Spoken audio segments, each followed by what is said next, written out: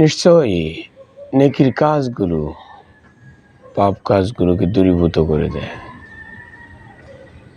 নেক আমল যে যত বেশি করবে তার পাপকে আল্লাহ তাআলা তত বেশি দূর করে দিবেন। এজন্য রাসূলুল্লাহ সাল্লাল্লাহু আলাইহি ওয়াসাল্লাম বলেছেন যে মানুষের কলব অন্তর একটা পরিষ্কার আয়নার মতো স্বচ্ছ।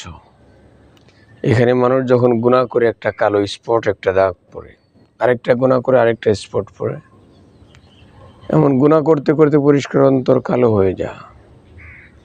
যেমন একটা আয়নাতে, পরিষ্কার আয়নাতে আপনার চেহারা দেখা যায়,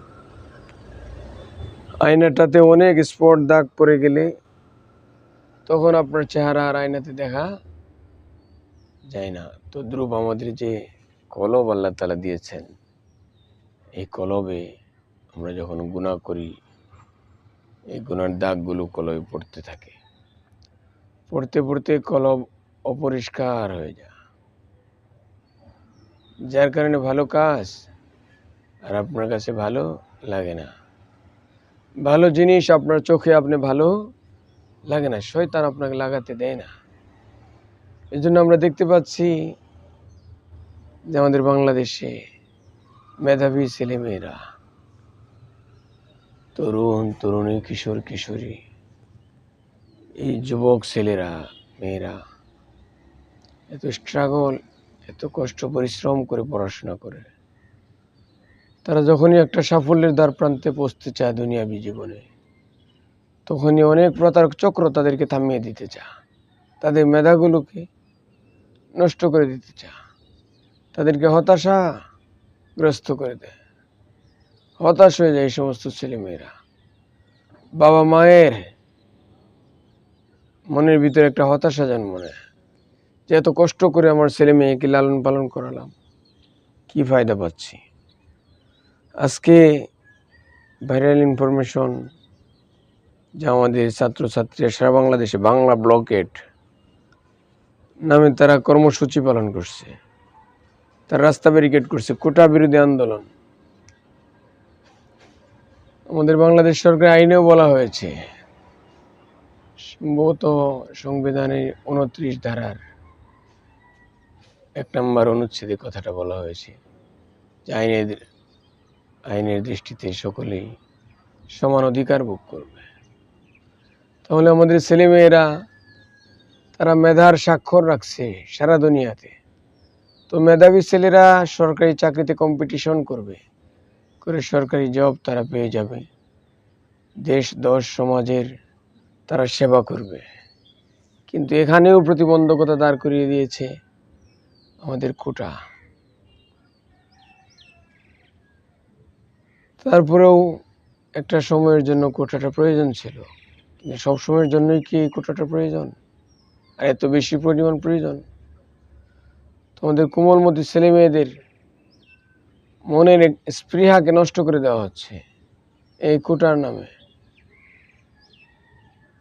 প্রাইমারি জবে যাবেন, ওখানে 80%, 60-70% নারী কোটা, মেয়েদেরকে এই জবের দিকে উদ্বুদ্ধ করা হচ্ছে।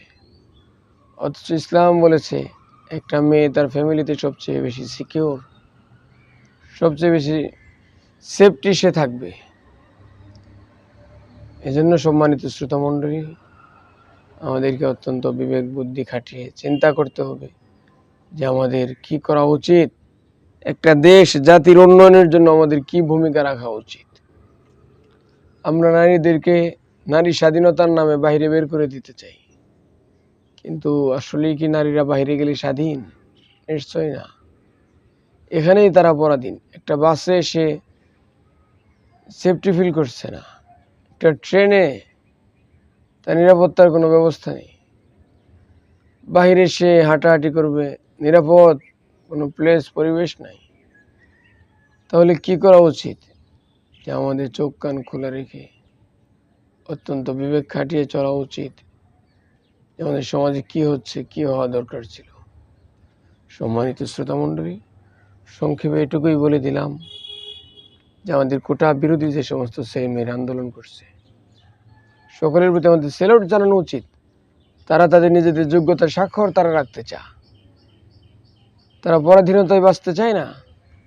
আর যারা কোটার পক্ষে গিয়ে আন্দোলন করতে চায়, এই সমস্ত মানুষগুলো নিজেদেরকে কাপুরুষ মনে করে, তারা তাদের কাপুরুষত্বের পরিচয় দিচ্ছে। এই জন্য এখান থেকে আমাদের বের হয়ে আসতে হবে। আপনার বাবা মুক্তিযোদ্ধা, আপনার দাদা মুক্তিযোদ্ধা, আপনার নানা মুক্তিযোদ্ধা, অবশ্যই তারা স্যালুট পাওয়ার উপযুক্ত। কিন্তু এর মানে তো এই নয় যে আমার দেশকে ক্ষতিগ্রস্ত করে, সমাজ জাতিকে ক্ষতিগ্রস্ত করে আপনাকে সম্মানের একটা আসনে বসিয়ে দেশ জাতি সমাজের ক্ষতির পথকে ওপেন করে দেওয়া হবে। বরং আপনি যে ইজ্জত সম্মানের মালিক, সেটা রাষ্ট্র আপনাকে অবশ্যই দিবে। কিন্তু এর মানে তো এই নয় যে একটা জাতিকে বিনষ্ট করে আপনাকে সম্মান ইজ্জত দিবে।